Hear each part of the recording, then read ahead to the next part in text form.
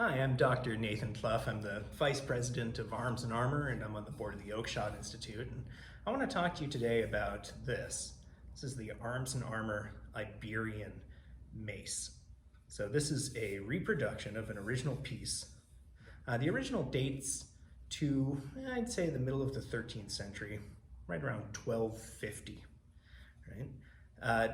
During that period, maces were a popular weapon of war, and this was in part due to the development of armor at the time.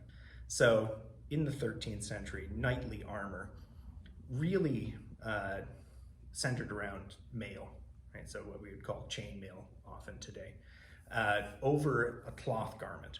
So you'd be covered in this flexible chainmail jacket, and you'd probably have a iron helm on with an open face, right? Some kind of something, kind of similar to a construction hat or helmet today.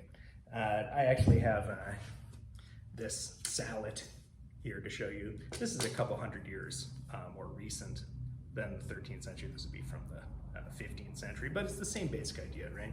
You have a suspension system inside, in this case a steel, but often iron hat, right? That helps prevent you from getting brained by a mace.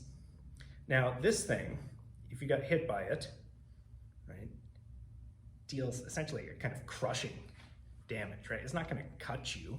That's what chainmail protects you from, right? If someone tries to cut you with a sword, it's not going to work very well. Their options are to stab you to try to get between the links, or just to give up on trying to pierce your armor at all and just bludgeon you through it, right? Which is what this mace is great at. Right? So if I was wearing a chainmail shirt and a jacket, any bony area that I got hit on would be likely to break, right? And even if I was wearing a helmet and I got hit on the head, I'm likely to get significantly concussed by getting smacked with this thing, right? The head weighs a little under 2 pounds, pound and a half. It's 5 inches long, it's covered with spikes. It's mounted on an ash haft, right, which we secure both with a wedge and with a pin, right, as the originals were, so it's really nicely on there. It's a stout grip to help prevent it from breaking during use. And really, this piece, could have been something that was issued to men at arms, could have been a sidearm for a knight, but it's a relatively simple mace that's a nice example of just a dedicated fighting weapon from the 13th century. All right, check it out on our website. I've got some links below. Thank you.